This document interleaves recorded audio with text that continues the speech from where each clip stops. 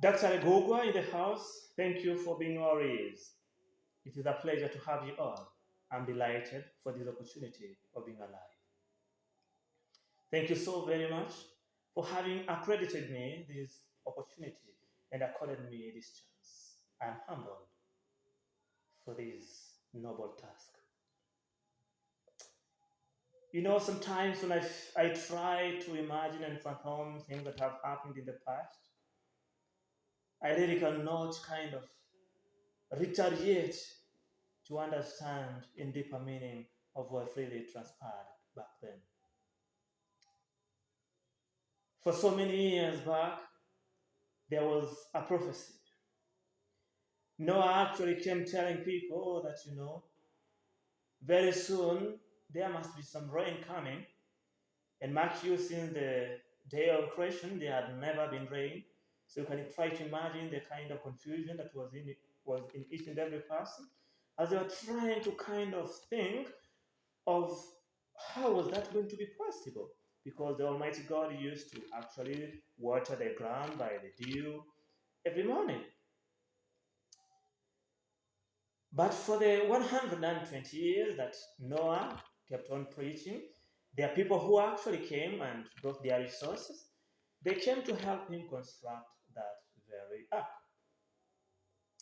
What agonized me most is that one person that even after the construction was over, he took part. He saw his family, friends, and relatives having a party, and he said, "No, let me go and join them for a while, and I shall be back." Alas, to his surprise, as he was stepping down, he couldn't believe his ears when he heard a big bang. Oh no, it was God Himself closing the ark. Ladies and gentlemen, let us never abandon our ways. Let us never lose focus of our roots.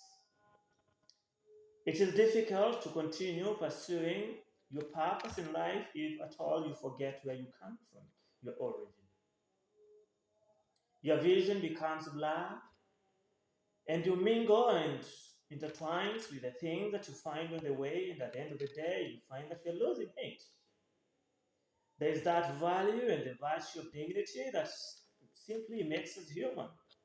Let us never abandon them for anything, for whatever purpose or for whatever cause. Each one of us is very unique. There is a purpose and there's a reason as to why you are created and put under the helm of the blue sky and the scorching sun. It is true that we have different histories and background, but that is what defines and makes us.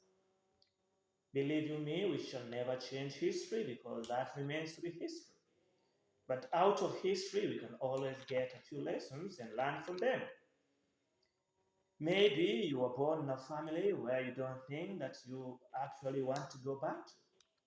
Believe you me, none of us choose where to be born or by whom to be born, but where to live, who to give birth to, that is upon you.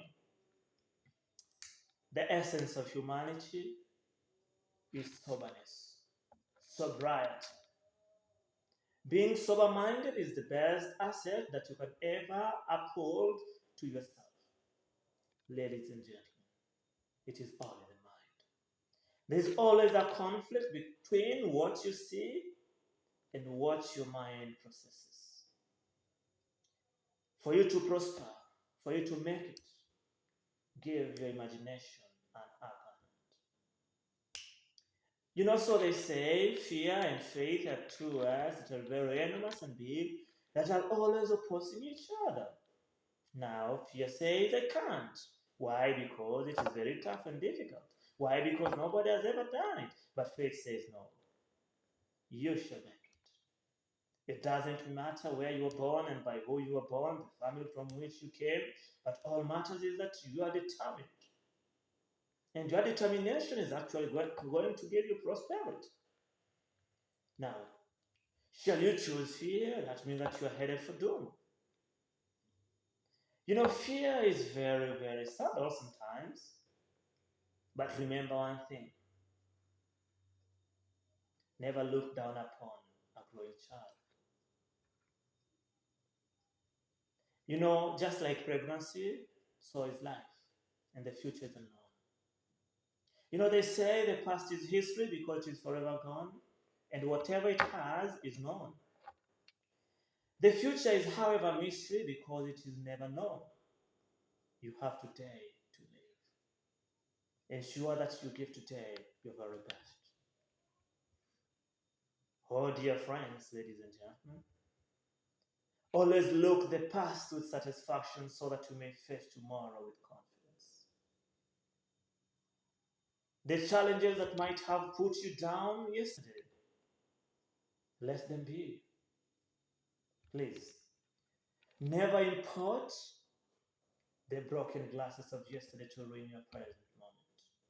Because happiness is short lived, just like the falling off of a leaf from a tree. All I'm saying is that each and every person has a purpose to fulfill, has a reason, and therefore we need a vision for us to get to our destiny. Just dream. If you keep on kicking the ball towards the goal, before you know it, you shall score. And that is what prosperity is all about. There's no an elaborate plan about life. There's no real formula that this is how I'm going to step on that to get there. But just wake up each and every morning with a very, very wide open mind and mentality, knowing that no matter what happens today, no matter how many times I fall, I shall rise and wake up to the occasion of prosperity. It is all in the mind. You know, mind brings about the imagination of how you want things to be, but visual acuity, what you can see, says no. It is tough and difficult. As we said earlier on, it is always impossible until it is done. The only true way I know to failure is trying to impress everybody. You can never impress everybody. It has been proven beyond any reasonable doubt. If you want to prove it yourself, try and impress everybody. At the end of the day, we are human beings. It is all in the mind. Ensure that you grow spiritually. Ensure that you grow physically by doing exercise. Ensure that you also grow mentally by reading and reading good things.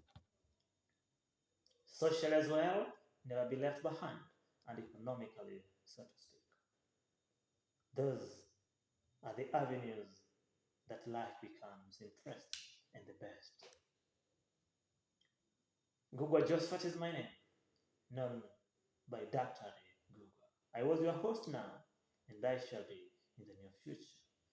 Bye.